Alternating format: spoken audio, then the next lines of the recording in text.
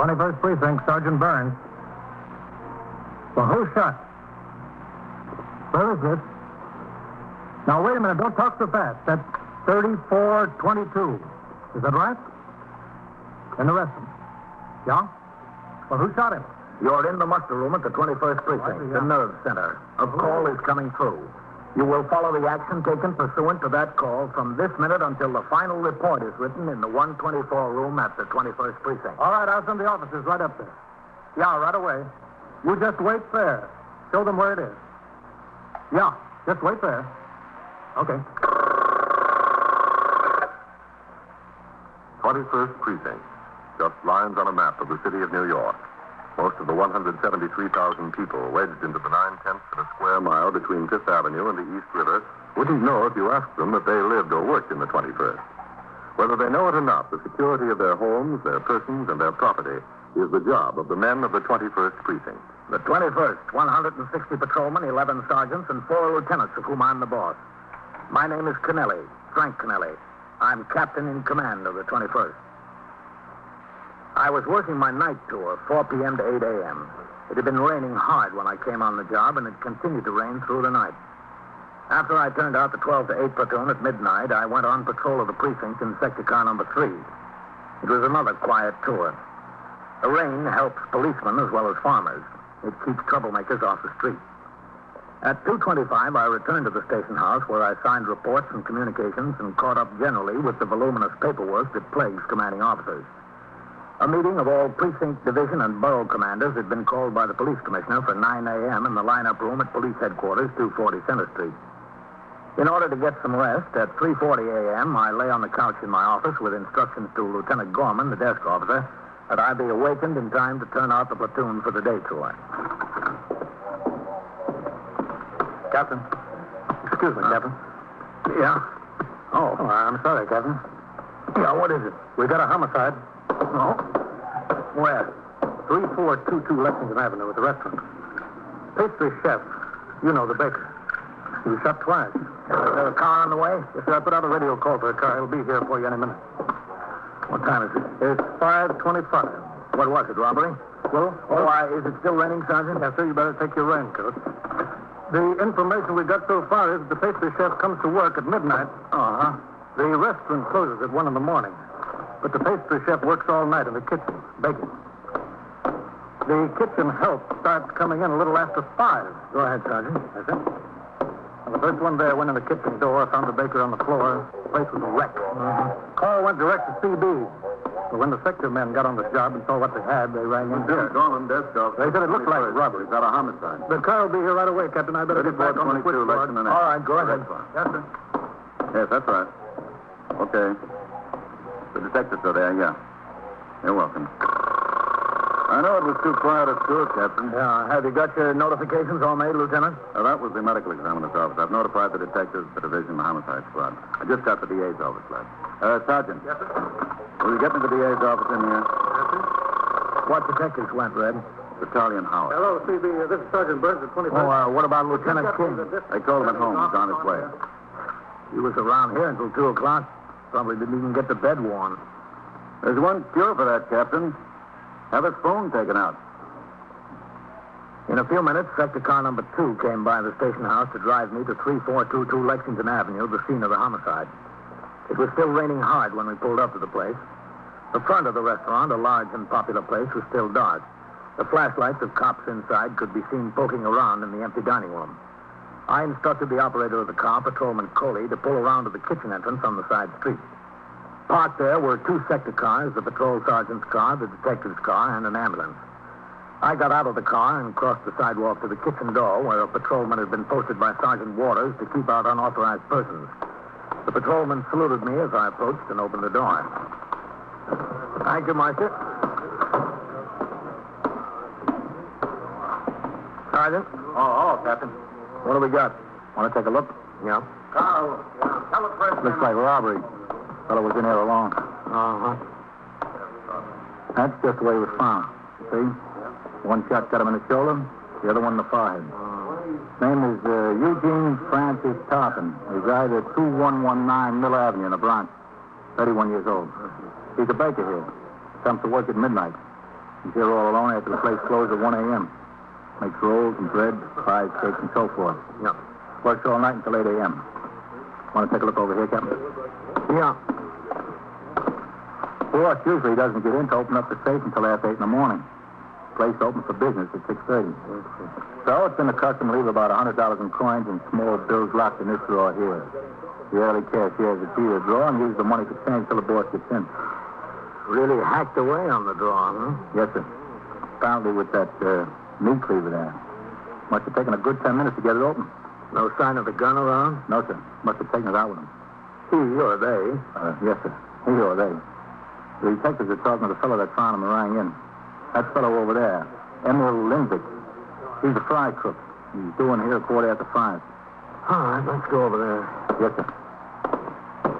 You don't need all these men around here, Sergeant. You better get some of them back on the job. Yes, sir. He was sick or something. Fainted. That's what I thought. Oh, hello, Captain. Is it Charlie? Captain. Whitey? This is Emil Lindvik, Captain. He found the body. He's a fry cook here. I come in and there you are. Right in the middle of the floor. You had to use your key to get in, I know. Oh, yeah. Just like every morning. I had to use my key. The door wasn't standing open. It was locked. I had to use my key. So you always work here alone at night? Oh, yeah. We baked all night so we'd have fresh rolls and bread and cake for the trade the next day. You see, we got a sign out in the dining room. All baking done on the premises. Either starting. Did he always work alone? Oh, yeah. All along. And you're always the first employee in the morning? I'm the fry cook. I got to get things heated up, the deep fat fryers for the breakfast rush. You know, French fried potatoes, etc. Mm-hmm. Was the baker always alone here from the time the restaurant closed at 1 a.m. until you came to work? Oh, yeah. He worked alone. Tell me, did you ever see anyone in here with him? Or did he ever tell you he had friends in during the night? Yeah, once in a while. Once in a while, what? Once in a while he had company. He didn't come into work until midnight, like I said, and once in a while, if he had a date, he'd bring her in the kitchen and he'd work and she'd keep him company. Did you ever see a woman in here with him? Oh, yeah. Once in a while. Always the same woman? Yeah. He went with her. Did you know her name? No, touch that. How long you been on Look, she's a married woman. She's got a husband. I don't like to get her involved. She's involved whether she wants to be or not, don't you think? Yeah, yes, she is. What's her name? Edna. Edna what? Edna, I don't know. There's Lieutenant King. I was told Edna about, but I don't remember. Hello, Captain. Not? Boy, Lieutenant? Lieutenant, this is Emil Lindvik. He found the body. Lieutenant King, commanding officer of the 21st Detective Squad. How do you do? Lindvik. What's it look like? A drawer where about $100 was kept was broken open, Lieutenant. Robbery, maybe, but anyway, it says that the victim never opened the door for anyone he didn't know, isn't that right? Oh, yeah. I forgot my key one morning. I had a time convincing him it was me before he'd opened the door. No sign of forcible entry. No. He's a nice guy. A very nice guy. What a baker. His damages couldn't be beat. They just couldn't be beat. Within a few minutes, detectives of the Manhattan East Homicide Squad arrived to aid the 21st Squad in the investigation. A deputy medical examiner and a representative of the New York County District Attorney's Office were on the scene shortly afterwards. As the ranking officer of the Detective Division present, Lieutenant King dictated to a stenographer from the Homicide Squad a detailed description of the surrounding conditions and the position, appearance, and condition of the body. Meanwhile, the Homicide Squad photographer took pictures of the premises and of the body from every possible angle. The deputy medical examiner then made a preliminary examination of the body and ordered its removal to the Bellevue morgue. The first officer on the scene, in response to the original call, Patrolman Ernest Edelman, placed a UF-95 identification tag on the body. He made a search of the victim's pockets and inventoried the contents in his memorandum book. Fingerprints of the victim were taken by a homicide detective and the body removed to the ambulance. The investigation was underway. Detectives of the 21st Squad and the Homicide Squad were assigned to various tasks in this connection. Detectives Vitale and Howard, for instance, made a call at an apartment building on West 101st Street, an address found in the victim's wallet. Somebody's coming. Yeah. It's about time. This is Edna Heppel? Yes, that's right. You have to excuse me. I thought you were somebody else. I thought you were my husband. What is it? We're detectives. All right. Well, you got him. Every time you turn around and being waked up at 7 o'clock in the morning, he's in some jail. Always getting into some kind of trouble. Can we come in? Sure, come ahead. I'm used to it. I don't mind the house. I haven't had a chance to straighten up yet. That's okay. I'm Detective Howard. This is Detective Vitale. How you do? Simple. Well, what'd you do now? He was down in Jersey, Trenton. Wrote me to be home last night, 10:30 the latest. He show up? I asked him, did he show up? He did not. Never seen a man like him. It's a wonder I've stuck with him this long. I've been wanting to leave him, but I stuck like a fool. What's he in for now? We don't have your husband, Miss Apple. You don't? No, we don't. Well, what do you want then? Do you know a man named Eugene Francis Tarpon? Oh, sure, June. I know June. He in trouble? What'd he do? He's never been in trouble before. He's dead. Dead? He was shot.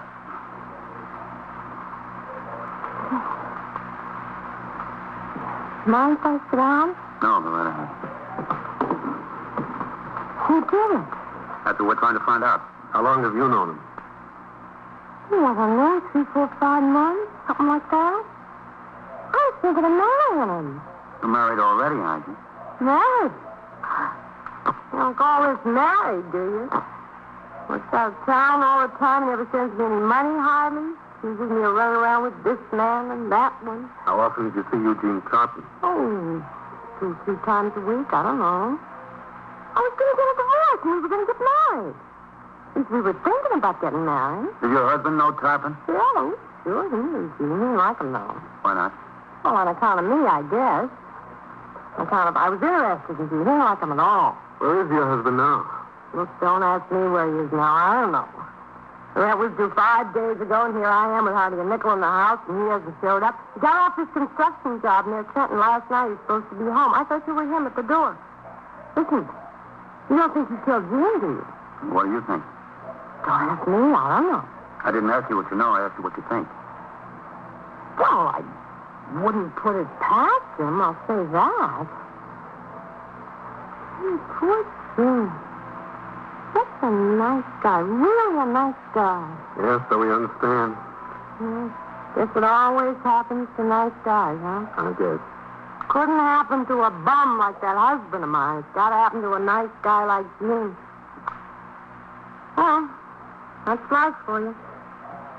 In addition to assigning detectives to run down what leads existed, Lieutenant King and members of the 21st Squad and the Homicide Squad remained at the restaurant to question employees as they came to work and to talk to the proprietor of the place.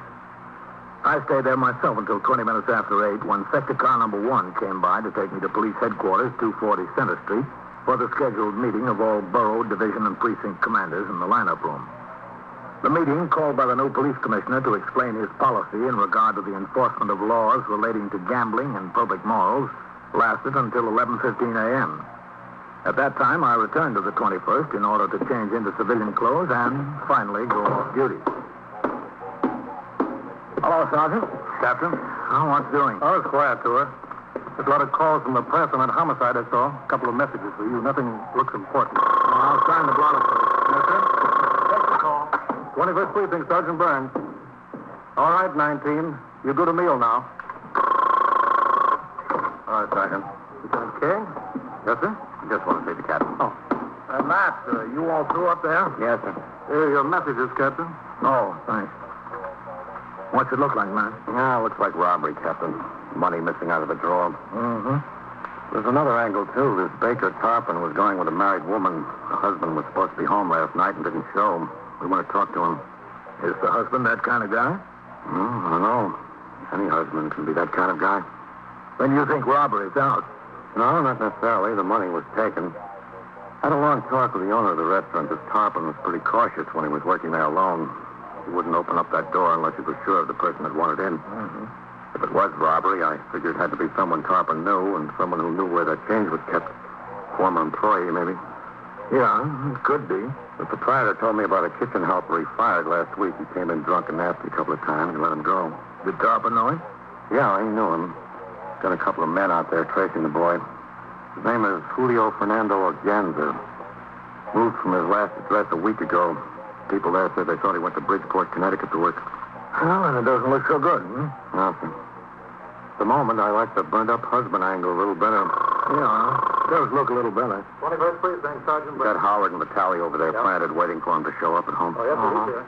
Captain Kennelly. Yeah? Dr. Ruffhall, the principal of CS-88, is calling in for you. Oh, all right. I'll take it in my office. Well, I'm interested to know how it comes out, man. So am I, Captain. Well, I've got to get upstairs. All right, I'll see you. 21st Precinct, Captain Kennelly. Yes, Dr. Ruffhall. Oh. Oh, well, I was supposed to go off duty at 8 this morning, but we had a homicide break. Yeah. I see. Well, I'll be back on the job at 8 tomorrow morning. Will you keep until then? Uh-huh. Well, all right. I'll stay around and meet you here. 1:30? All right. Goodbye, Mr. Ruffhall.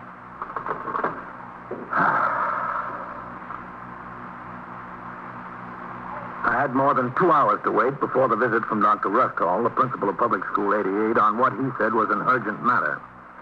In the meantime, Detectives Vitale and Howard maintained their plant at the apartment of Mr. and Mrs. Phil Heppel, waiting for him to return. The woman of the house, Miss Edna Heppel, was in the kitchen. Detective Howard watched out the front window down onto the sidewalk as Vitale sat on the studio couch. What do you see down there, Whitey?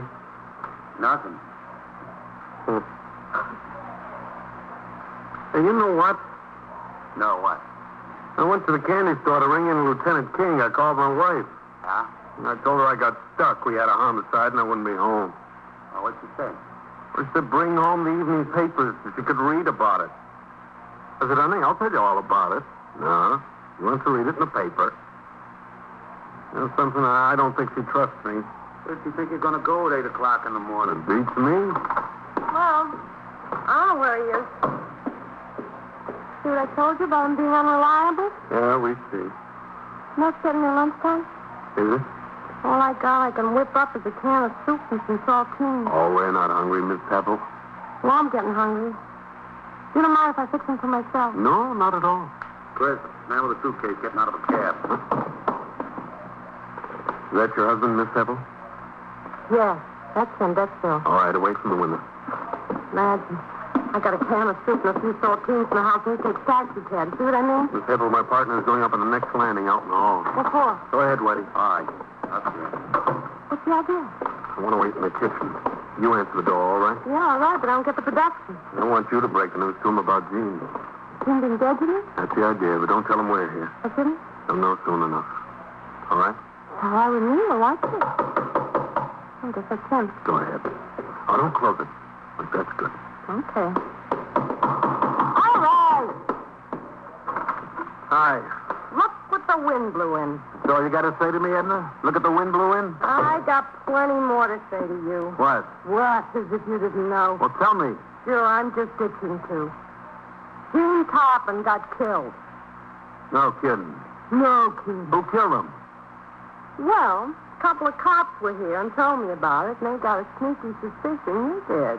Well, they're out of their minds. I was in Trenton. I just got off the I'll train. bet. Look, if I was going to kill somebody, you don't think I'd kill him over you, do you? You told me to stay away from me. You told me to stay away from me or you'd kill Now, him. you forget you ever heard that. I'll forget nothing. You didn't say anything to the cops about What it. if I did? If you did, I'll break every bone in your body. That's what I swear. I'll break every bone in your Oh, body. fine husband I got. You don't go home when he supposed to. If he does, he brings me nothing but a load of dirty laundry. Now he's going to break every bone in my Now, you're body. asking for it, Edna. You're asking for it right between the Well, eyes. you go ahead, White I don't need much encouragement. Who are you? Police officer. You just stay right where you are. What's the idea? You'll find out what the idea is. Okay, Whitey. Right here. All right, hold still. What are you looking for? I got nothing. Take a look in the bag, will you, Whitey? Yeah. Listen, if you think I had something to do with that baker getting killed, you're out of your mind. I got off the job in Trenton late last night. I took the train in this morning. I just got here 15, 20 minutes ago. That's where I was. Isn't that right, isn't it? That's where you said you were. You and Tarleton didn't get along so well, did you? Listen, I was out of town breaking my back on a job. He was chasing after my wife. Would you get along with a guy like that? He wasn't chasing after me. I was chasing after You him. stay out of this. I think you better stay out of it, Mrs. Heppel. Just sit down right there. He's a liar. Born liar. Nothing in the bag, Chris. Even if he wanted to tell the truth, he wouldn't know What how. are you trying to do to me? You better just sit down there, Mrs. Heppel, and listen. What'd you do in Trenton? Well, it wasn't exactly in Trenton. It was outside of Trenton on a road job. I ran a bulldozer. For who? For the state of New Jersey on a road job. You got finished up last night? That's right, last night. I got finished up and paid off. Where'd you spend the night? Down there in Trenton. This rooming house where I stayed. The name of the rooming house. It's got no name. Done by Mrs. Wymark. Mrs. Wallace Wymark. You can call her. Stay there last night, took the train this morning. Is that right? Told you it was right. Have you ever been arrested before, Phil? What do you mean before? Arrested now? Were you ever arrested?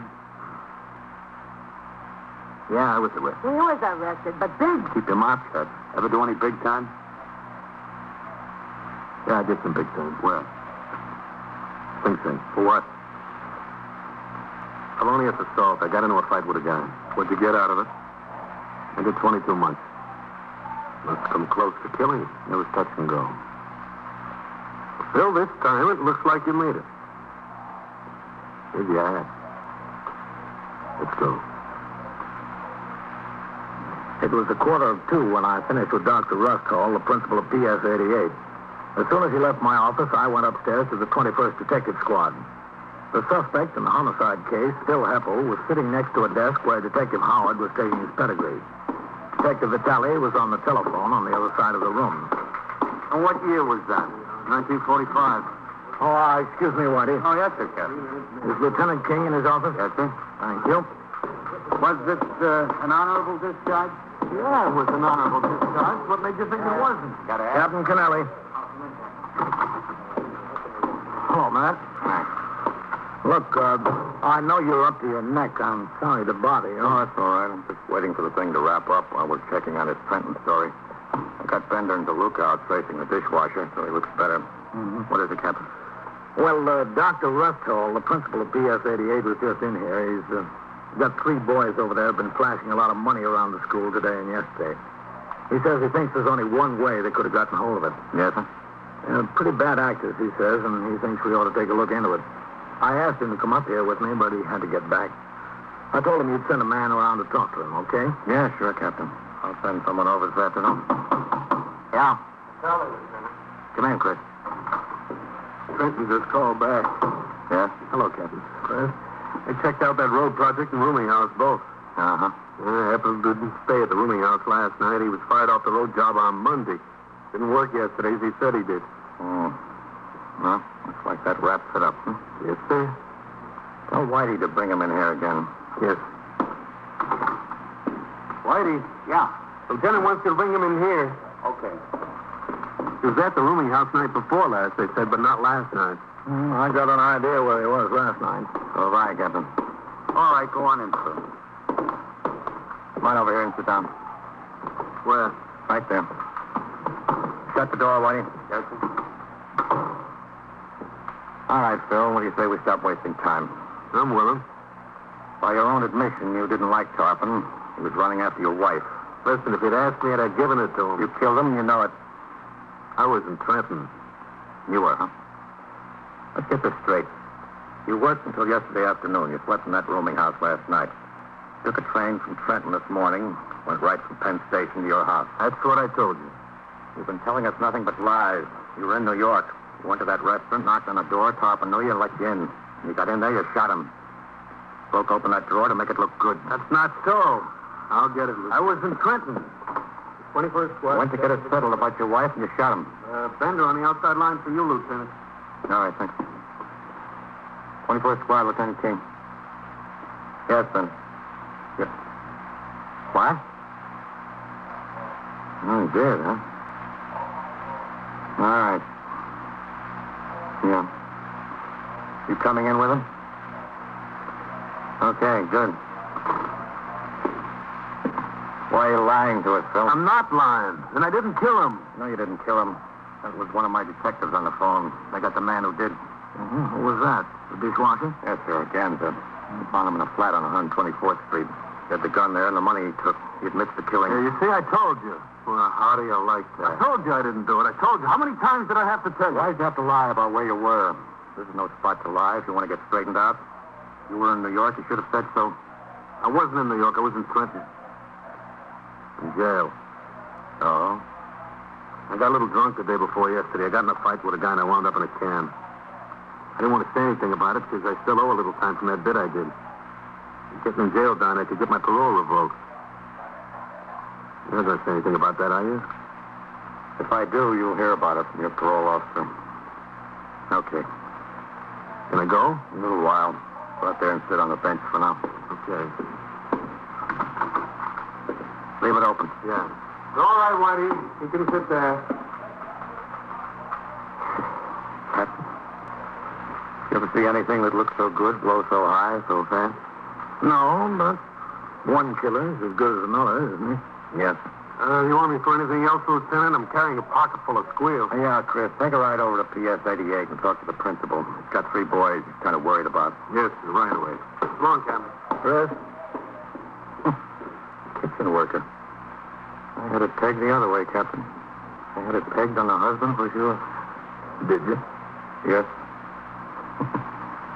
What I get for trying to shave off Sam when I should have been shaving the dishwasher.